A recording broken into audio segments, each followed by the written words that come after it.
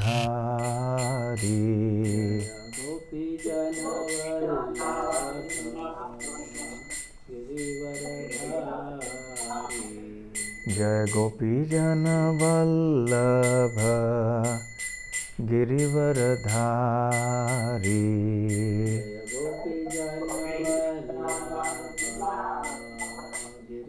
Recording in progress. Girivardhari.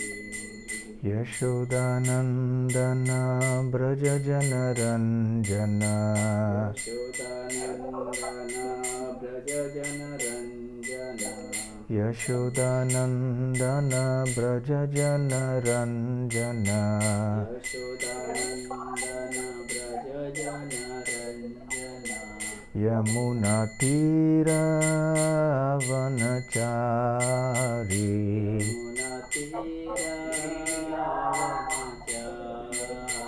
Yamuna तीरावनचारी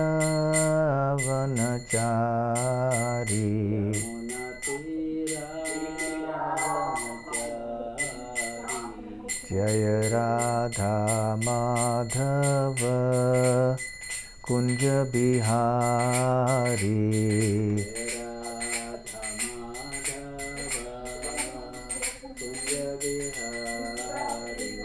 जय राधा माधव कुंज बिहारी।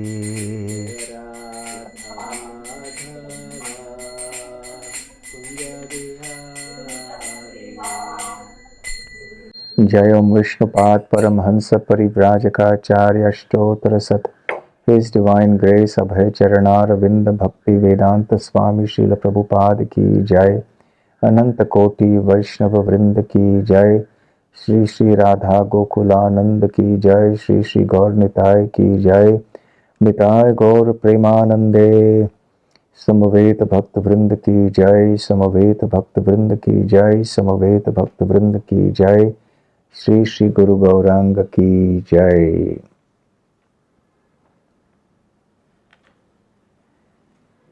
ओम अज्ञानतिमिरान्धस्य ज्ञानाञ्जनशलाकया चक्षुरुन्मीलितं येन तस्मै श्रीगुरवे नमः। श्रीचैतन्यमनोभीष्टं स्थापितं येन भूतले स्वयं रूपकदा मह्यं ददाति स्वपदान्तिकम्।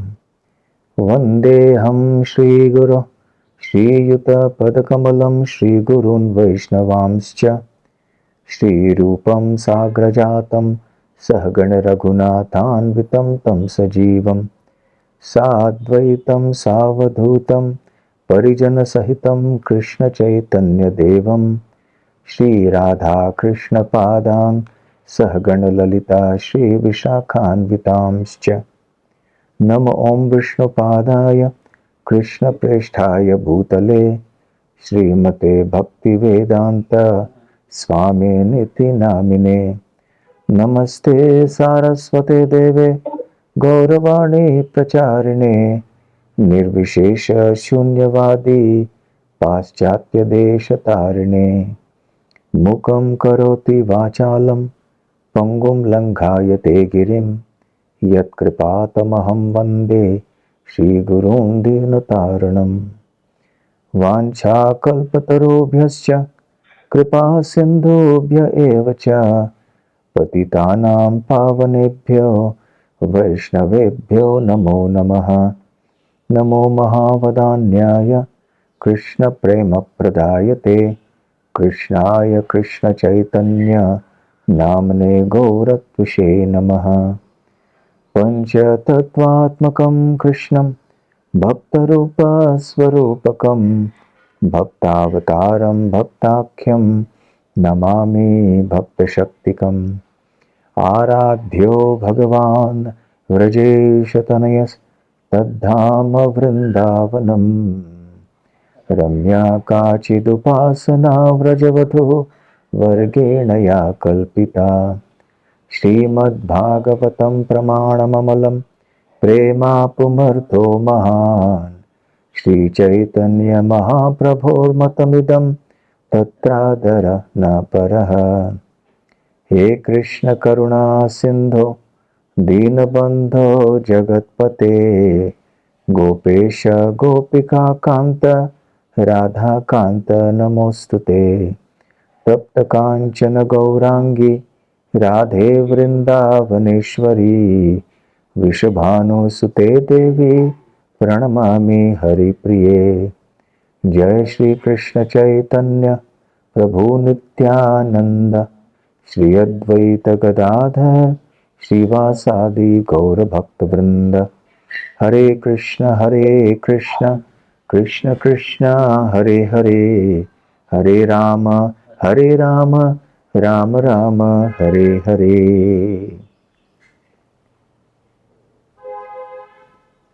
Hare Krishna. I'm very happy to be with all of you today. I had visited Brisbane many years ago. I think it was maybe 5 or 6 years ago, maybe 7. And I did meet some of you. I do remember some faces, but I can't recall the others. But nevertheless, I am happy to be in your midst today. It is very nice to see all of you so enthusiastic and sincere in your Krishna consciousness. When Sakhi Rai Prabhu requested that I should come for an online class, I was happy to be of some service to all of you. And Ashish has been in touch with me, and of course Viraj Krishna Prabhu I also know for many years from Sydney. And some of you also, I do remember, I had visited your homes as well in Brisbane. Today the topic is the essence of the Bhagavad Gita. Now, in India at least, where the Bhagavad Gita is well known, there are many misconceptions about the Bhagavad Gita, and especially regarding the essence. When you speak to people in general, it is common to hear Karmanyevadhikaraste ma paleshu kadachana as being the main essential verse of the Bhagavad Gita. This is the common understanding amongst people in general. Undoubtedly, this verse is important. Of course, people generally emphasize more on the Karmanyevadhikaraste, the first line, that we have a right to do our service, our work, and they interpret that to mean that work is worship and we should just work hard, and that is what Bhagavad Gita is all about. However, they conveniently forget the second part, the second line, the second pad of the four. So each quarter is called a pad. So the second pad is ma phaleshu kadachana, that you should never be attached to the fruits of your actions. So that part is also very important. It's not a question of simply doing some activity. What kind of activity is being done is also important, and the consciousness in which the activities are being done is also important. So in any case, this is a common understanding. However, when we see and try to understand the Bhagavad Gita from the point of view of Sri Chaitanya Mahaprabhu's teachings and the way that his followers have explained it, it becomes so clear and so sublime and so nectarian. Srila Vishwanath Chakravarti Thakur, whose commentaries on the Bhagavad Gita and Srimad Bhagavatam are so full of nectar, explains that the Bhagavad Gita is like a treasure chest, a box, and the lower part of that treasure chest comprises the first 6 chapters of the Bhagavad Gita, which explain in general about Karma Yoga. It's a very general kind of a classification because there are different topics discussed, but primarily this is the subject. And then he says that the upper lid of the treasure chest, which is studded with gems, which is also very valuable, like the lower part, comprises the last 6 chapters of the Bhagavad Gita, which deal with Jnana Yoga. And we know that Bhagavad Gita has 18 chapters. So what are the middle 6 chapters? The middle 6 chapters represent the jewel, the transcendental jewel that is within that treasure chest, which is the actual purpose of that treasure chest. And that deals with Bhakti Yoga. In other words, what Srila Vishwanath Chakravarti Thakur is saying is that the Bhagavad Gita is essentially meant for bhakti. And that is the real jewel that is to be obtained from the study of the Bhagavad Gita. So what about Karma Yoga, Jnana Yoga? Well, yes, that is essential, that's important to know, but these essentially are coverings for the inner confidential teachings of Bhakti, Bhakti Yoga. So therefore, the lid has to be opened. We have to examine the box for its contents, and there we find that transcendental jewel inside that box. So the first 6 chapters and the last 6 chapters are like coverings. They protect that inner jewel so that no unnecessary ingress can be made into it. Only those who are qualified should be able to understand it. So then it's protected, so to speak, by Karma Yoga, Jnana Yoga from both sides. And when you penetrate through that, then you come to this crest jewel, the perfection of Bhagavad Gita, the perfection of all Vedic knowledge, the perfection of all life, which is devotional service to Lord Krishna. Now, there are many types of yogas, and we've heard so many different terms being used for them. You will find Sankhya Yoga and so many types, Buddhi Yoga. Even in Bhagavad Gita, we will find many terms like this. So often there is a confusion. But broadly, as Srila Prabhupada has explained in his teachings, one can speak of 3 types of yoga: Karma Yoga, Jnana Yoga, and Bhakti Yoga. So let's be content with this. And the Ashtanga Yoga process also can be considered a part of Jnana Yoga, because generally the yogis move in the path of impersonal realization of the absolute truth. Very few yogis come onto the personal path. When you become an Ashtanga yogi, there are 2 possibilities in terms of your destination. Normally, most yogis will go in the path of trying to obtain merging the destination and merging into the impersonal Brahma Jyoti, the impersonal effulgence of Krishna. But if that Ashtanga yogi is fortunate enough to have the association of a pure devotee, then that yogi will now become a bhakta or a devotee. So in this way, the different forms of yoga are described, but the essence and all the purpose of it, the function of all the other yogas is sooner or later to bring that practitioner to the point of bhakti. So this is the priceless jewel of Bhakti Yoga that is within. Now, there is a certain phraseology that is used in Sanskrit literature, and that is called and it's there in English, it's there in any language basically. It's the language of good, better, best. Yes? We all know. This Rasgulla is sweet, that is sweeter, and this is the sweetest. So the first is called positive, the next is called comparative, and the third is called superlative. So good is positive. You can say he's a good devotee, so that's positive. He's a better devotee, that is comparative. You're comparing the second and the first, and you're saying the second is better than the first.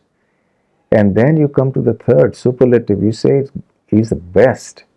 He's the best devotee. That means compared to everyone else, this devotee is the best.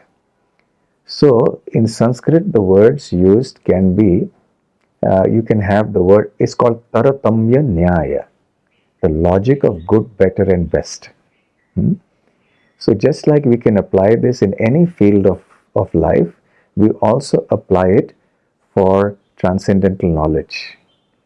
And actually we can have a separate lecture on just understanding how this Taratamya Nyaya can be applied to different aspects of spiritual knowledge and Krishna consciousness in particular. But specifically today, our goal is to understand the essence of the Bhagavad Gita. So we will apply these terms to understanding the essence of the Gita. Now, in Bhagavad Gita, you will find these terms, Guhya, Guhyatara, Guhyatama.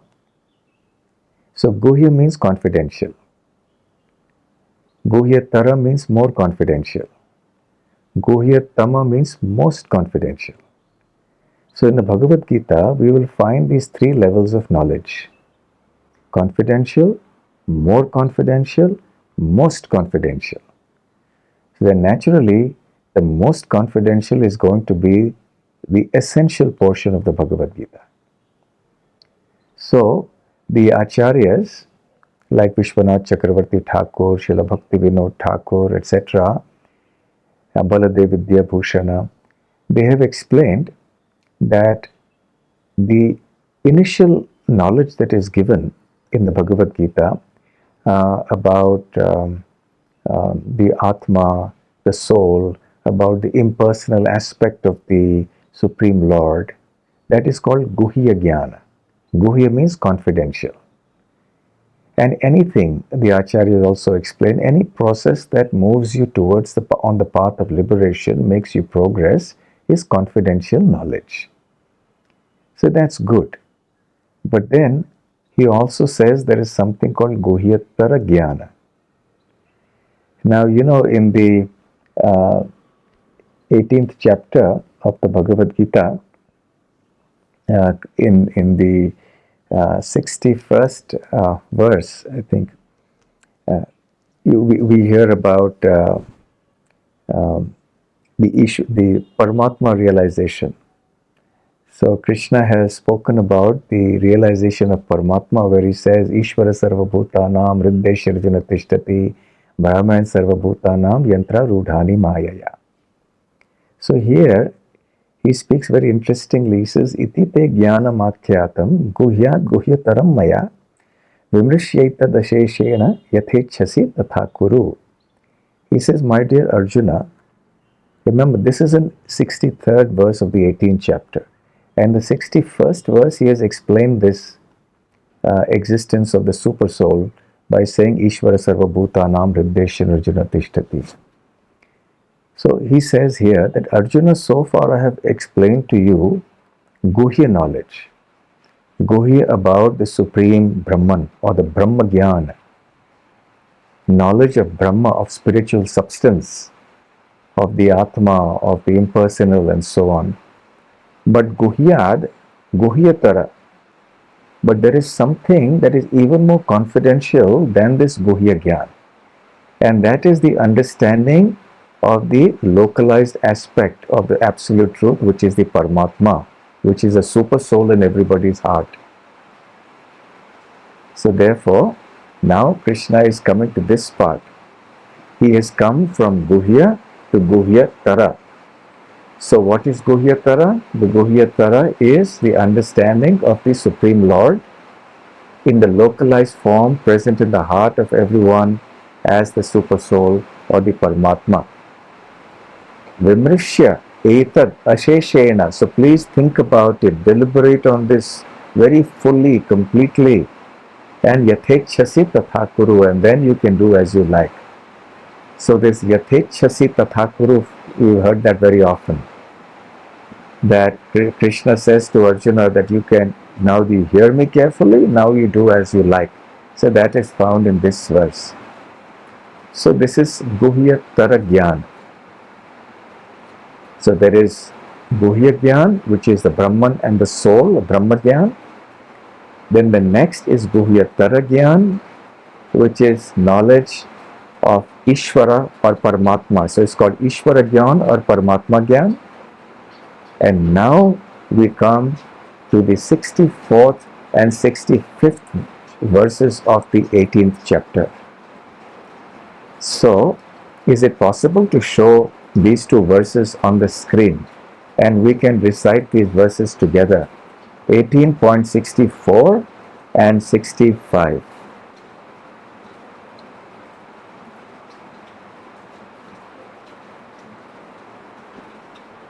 Is there on the screen for you?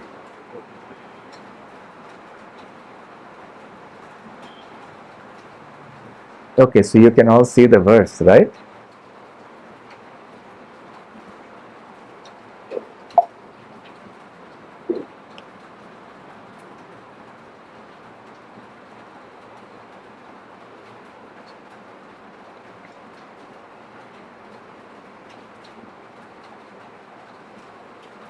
So it's very interesting, this verse, because Krishna says here, and we can all chant together, so please repeat after me. Sarva guhyatamam bhuyaha Shrinu me paramam vachaha Ishtosi me dridhamiti Tato vakshyami te hitam. So Krishna says, after he has introduced the word Guhyatara, and he has said that knowledge of Paramatma or Super Soul is more confidential than knowledge of the Soul and Brahman, now he is scaling it up. He is going to one higher level further. And in the 64th verse he says that Sarva Guhyatamam Bhuyaha. Now again, I am going to tell you something that is even more confidential. Something that is most confidential, Guhyatamam. And so you hear this from me. I'm going to speak on this now. I'm telling this to you again. Ishtaha asi me dridham iti. Ishta means dear. Dridham means very. And I'm telling this to you because you are very, very dear to me. Tataha vakshyami te hitam. Therefore, I am telling you this. I am speaking to you about this. So now, having introduced this idea, now in the next verse, he is going to actually say what that most confidential verse is. So can we have the next verse? Okay. And I'm sure all of you are familiar with this verse, and most of you probably have also learned this verse by heart. And if you haven't, you should. Manmana bhava madbhakto madhyaji mam namaskuru mame vaishyasi satyam te pratijane priyosi me. So he says this is the Sarva Guhyatamam verse, the most confidential verse. And this is actually the essence of the Bhagavad Gita. And Krishna says, the translation from Srila Prabhupada, and I'll just read that. Always think of me, become my devotee, worship me, and offer your homage unto me. Thus you will come to me without fail. I promise you this because you are my very dear friend. Now, we are all familiar with this verse also from the 9th chapter. But of the 4 lines of this verse, the first 2 are common. In the 34th verse of the 9th chapter, Krishna speaks this Manmana Bhava Madbhakto verse, But the last two lines are different here from as it is given in the 34th verse of the 9th chapter.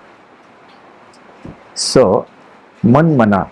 Manmana means to always think of me, Krishna says to Arjuna. So he says four things here which constitute the essence of the Bhagavad Gita. The first is to always think of Krishna. The second, Bhava Mad Bhaktaha, become my devotee, to become his devotee. Third, Mam Namaskuru, to offer obeisances to him, namaskar to him, and Madhyaji before that. So offer your worship unto me. So these four points mentioned in this verse are actually the essence of the Bhagavad Gita. Now the question may arise, and then he says, Mam evaishyasi satyam te. I am telling you this that you will truthfully, without doubt, please know that you will come to me. Mam eva eshyasi, that you will come to me. Truly, satyam te. At one place, Srila Prabhupada says in his lectures that Krishna has not descended. Krishna does not descend into this earth planet to speak lies. He comes to speak the truth. So whenever Krishna speaks something, we must have faith that he is speaking the truth. So he says, Mam eva eshyasi, Mam eva eshyasi, that you will come to me. Satyam te, it is satyam, it is truth. Don't doubt this, Arjuna. Without doubt, truly, you will come to me if you do these four things. Always think of me, become my devotee, worship me, and offer your obeisances unto me. You will surely come to me. Pratijane priyosi me. And I am promising you this. This is my promise. Why? Why am I making this promise to you? Priyaha asi me, because you are very dear to me. Now, I'll tell you something important. Please look at the 34th verse of the 9th chapter. Can we have that on the screen?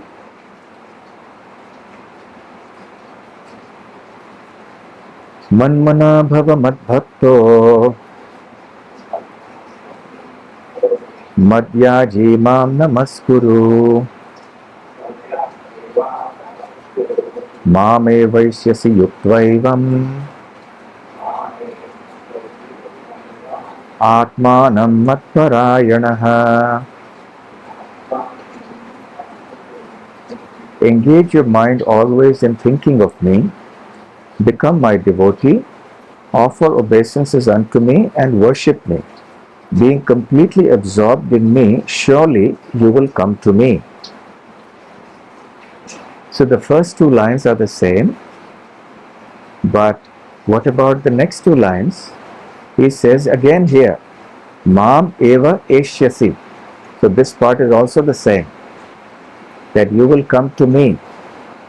Yuktva eva means being absorbed fully in me, you will come to me. Atmanam matparayanaha, being completely devoted to me, matparayanaha, you will come back to me being fully absorbed in me. So in both the verses, Krishna says that by doing these four things, you will come back to me. In the 9th chapter, what Krishna says is that because you are absorbed in me, due to your being constantly devoted to me, therefore you will come back to me for sure. And in the 18th chapter, what does he say? He also says, Mam evaishyasi, then he says, Satyam te, truly, but there's a slight change. He says, Pratijane priyosi me, that I promise you that you will come to me, because you are so dear to me. Now, a very interesting point. Please hear carefully.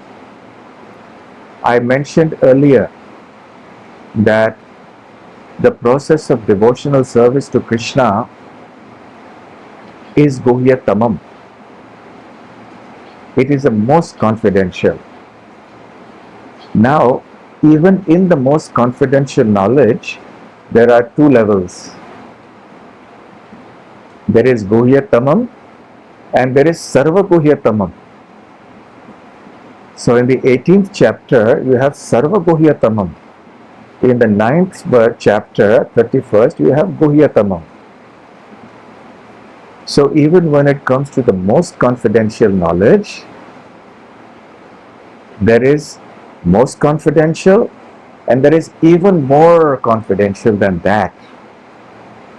So what is the difference between these two?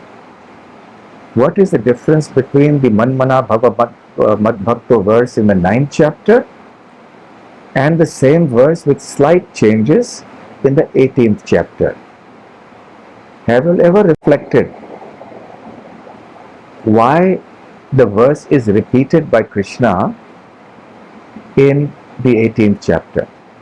Generally, it is the practice in the Vedic culture or Vedic scriptures that when one wants to emphasize something greatly, one repeats it. Therefore, we have that famous verse, Hare Nama, Hare Nama, Hare Nama Iva Kevalam, right? We all know this verse. So why is it repeated, Hare Nama, Hare Nama, Nama Iva Kevalam? So why is that repeated? For emphasis. So here also one could argue, and correctly so, that Krishna is repeating the Manmana Bhava Mad Bhakto verse for emphasis, so that he wants to drive home the point that devotional service to Lord Krishna is actually the most essential portion of the Bhagavad Gita, of the message that he wants to convey. That's only one reason. But there is an even more subtle reason. In the Manmana Bhava Mad Bhakto verse, which is there in the 9th chapter, he says that Arjuna, you will come back to me because you are engaged in devotional service to me. Mat Parayanaha, you have become devoted to me. And Yuktva Evam, and because you are fully absorbed in me, so you will come back to me because of your devotional service, because of your love for me. Yes, you're getting this point? Because of you being absorbed in devotional service, because of your love for me, you will come to my abode. Mam e vaishyasi yuktva atmanam mat parayanaha. Because you are mat parayanaha, you are devoted to me. So this verse emphasizes the devotion or the love that the devotee has for Krishna. Okay? I'm speaking a little loudly now because it's raining very heavily here and there's so much noise of the rain. I don't know if you can hear that at your end. Are you able to hear anything? Okay, for me it is deafening outside, so I'm hardly able to hear myself. So I don't know if unintentionally I have raised my voice. Anyway, so the Manmana Bhava Mad Bhakto verse in the 9th chapter emphasizes that Arjuna will attain to the spiritual world because he loves Krishna. And loving Krishna is the most confidential part of the Bhagavad Gita. So therefore it is Guhyatama. It is Guhyatama Jnana. But it is Guhyatama 101. Guhyatama, which is the first part of Guhyatama, the lower level of Guhyatama. So in the Manmana Bhava Mad Bhakto verse, which is in the 18th chapter, what's different there? The first two lines are the same. Can we have that on the board again? 18.65.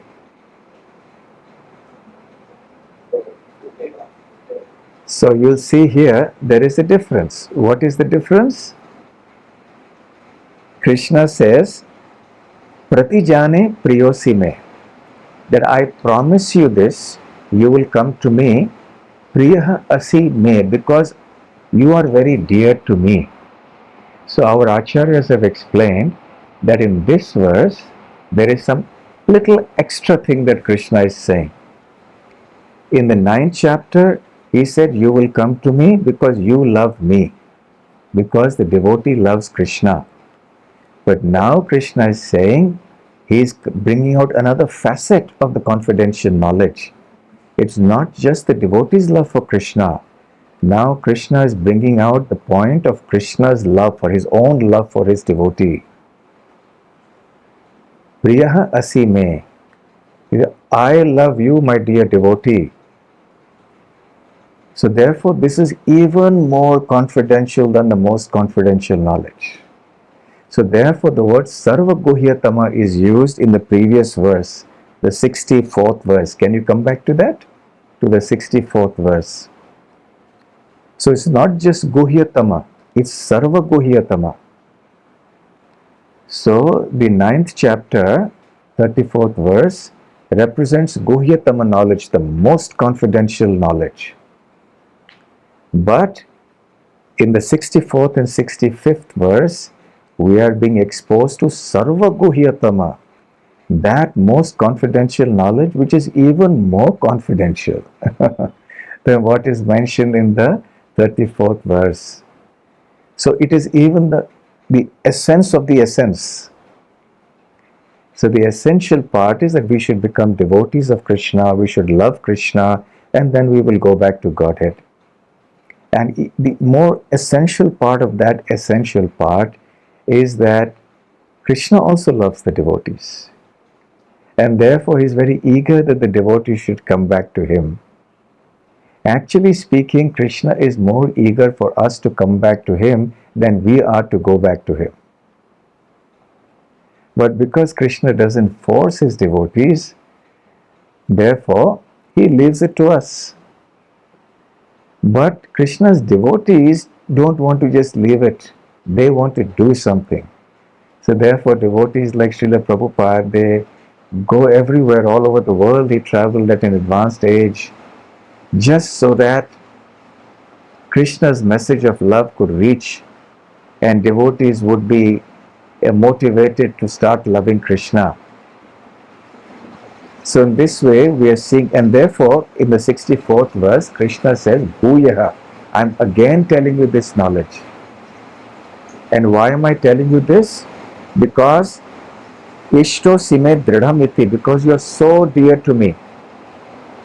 So in the 64th and 65th verses, another facet of the most confidential knowledge emerges, and that is Krishna's love for the devotees. You see, the love of the devotees for Krishna is not a one-sided thing. In this world, we may find one-sided love. That happens, no? One person loves another person, but that person doesn't love him back. So, it's one-sided. But bhakti is a two-sided process. It goes both ways. It was earlier one-sided because only Krishna loved us and we did not love Krishna. But now when we start loving Krishna and we start giving a lot of emphasis to our devotion to Krishna, which is of course very important, and that is the most confidential part, and we have to try to love Krishna very purely. But when we go deeper, then we enter rasa. So this is the rasa in the Bhagavad Gita. The rasa generally involves very esoteric topics and all that, and when we come to certain sections of the 10th canto, Srila Prabhupada cautions us not to go too deep into all of that. But we find rasa here, the introduction to rasa, the nectarian mellows, because Krishna is saying, yes, I want you to love me, but please remember, I love you also, my dear devotee.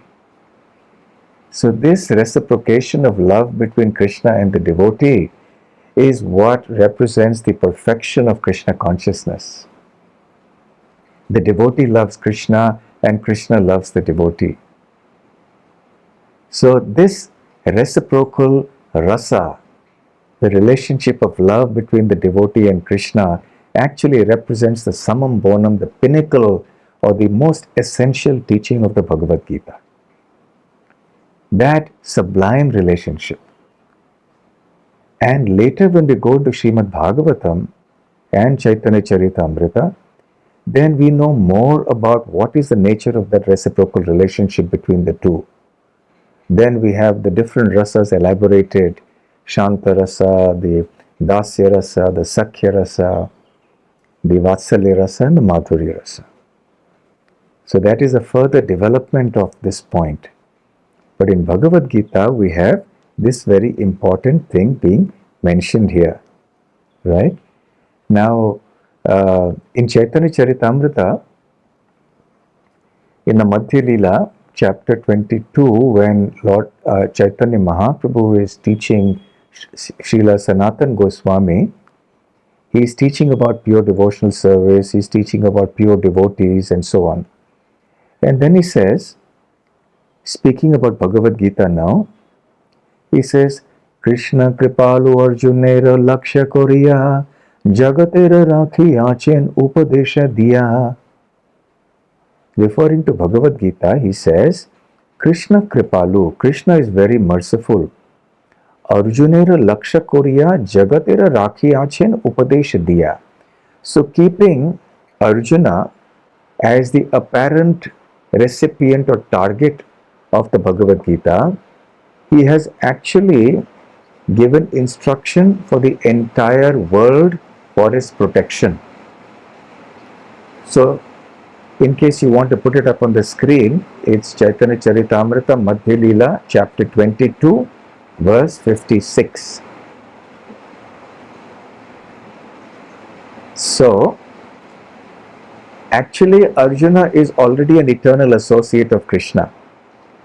And this is a whole Leela, a whole pastime that is going on here. So Arjuna is merely an instrument through whom Krishna is protecting the world. How is Krishna protecting the whole world? Upadesha Diya, through this Upadesh or the teachings of the Bhagavad Gita. So Krishna wants to protect the whole world. In order to protect the whole world, he is giving a message, the Bhagavad Gita. And Arjuna is the instrument through which that message has been given to the world for its protection. Then after this verse, in the next two verses, he cites the two verses that I just recited in the beginning. The Sarva Guhya Tamam Bhuyaha and Manmana Bhava Mad Bhakto, the 64th and the 65th verses of the Bhagavad Gita. And then in the next verse, that is the 59th, I think it's the 50th, yeah, so it must be the 59th verse. He says, Purva Ajna Veda Dharma Karma Yoga Gyan Savasadhi Sheshe Ei Ajna Balavan. He says, previously, Purva, or Chaitanya Mahaprabhu, he says to Sanatan, that Krishna has given many different types of instructions. Agya, Veda, Dharma, that is, performing rituals of that are mentioned in the Vedas. Karma, that is performing karma kanda and performing fruitive activities. Yoga, performing Ashtanga Yoga. Jnana, performing Jnana Yoga. Savasadhi, Sheshe Ei Agya Balavan. So, even after executing all these instructions that Krishna has given earlier in various scriptures, this instruction, which instruction? As given in 18.64 and 65, Ei Agya Balavan. This is the strongest instruction of Krishna among all the instructions that he has given in all the scriptures, including the Bhagavad Gita. So this 65th verse, which is introduced by the 64th verse, this instruction reigns supreme. And then in the verse after that, he says, Ei agya bale bhaktir shraddha jodi hoy, sarva karma tyagi kori sai Krishna bhajai.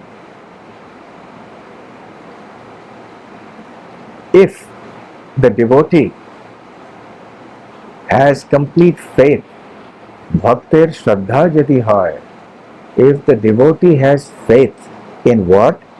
Ei agyar bala, in the strength of this instruction, that is manmana bhavamat bhakta, etc.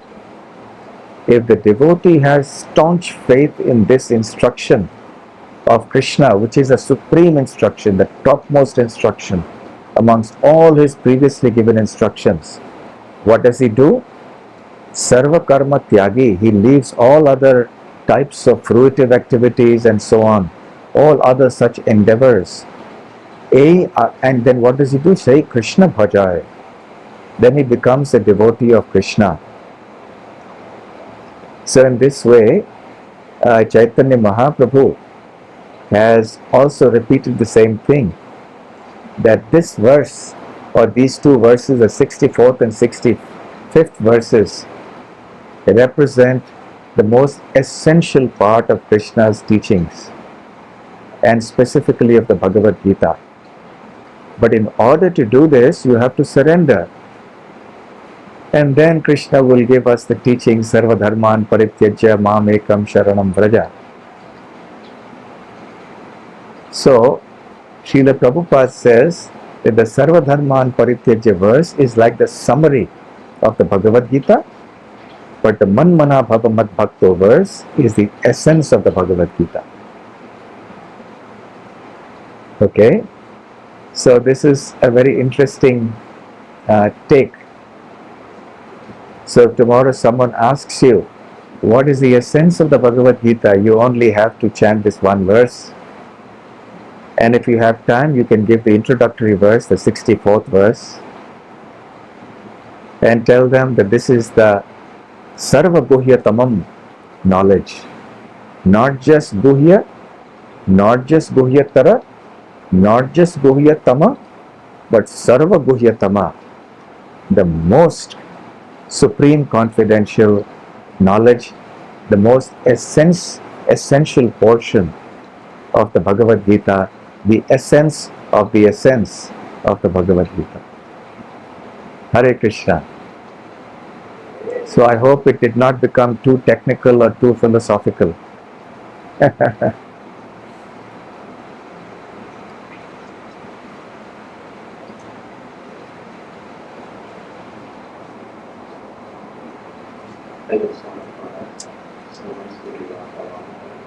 I'm sorry, Viraj Krishna Prabhu, because of the sound of the rain outside, I'm just not able to hear you. Just let me try to raise the output volume here a little bit.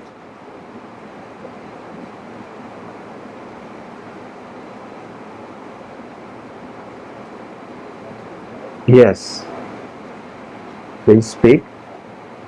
Hare Krishna Maharaj. Hare Krishna. So nice to be here after a long time. I'm just requesting any devotees that have any questions, that I ask any questions, because that the mic to you.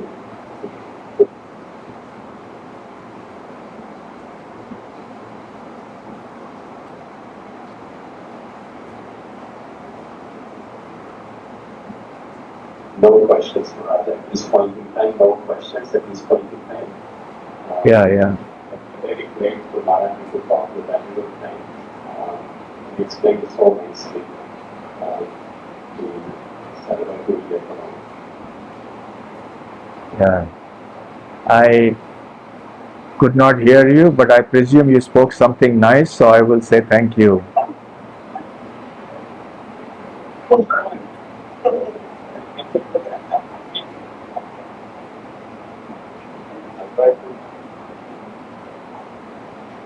Try to speak something nice. I remember when you this one of the devotees, Radha Krishna Guru, had commented that Maharaj speaks so sweetly where you can build harmony in the background and it will go nicely. Anyway, we try to relay all these messages to you Maharaj, and Krishna will we will have more opportunity so that you can come and enlighten all of us. Please call this Bhakti Rasamrita Maharaj ki Samai Jai. My best wishes to all of you for your Krishna consciousness in Brisbane, and I hope and pray that all your desires in Krishna consciousness will be fulfilled, and everything you want to do in Brisbane will happen and flower and flourish wonderfully. Okay. Thank you all very much. Hare Krishna.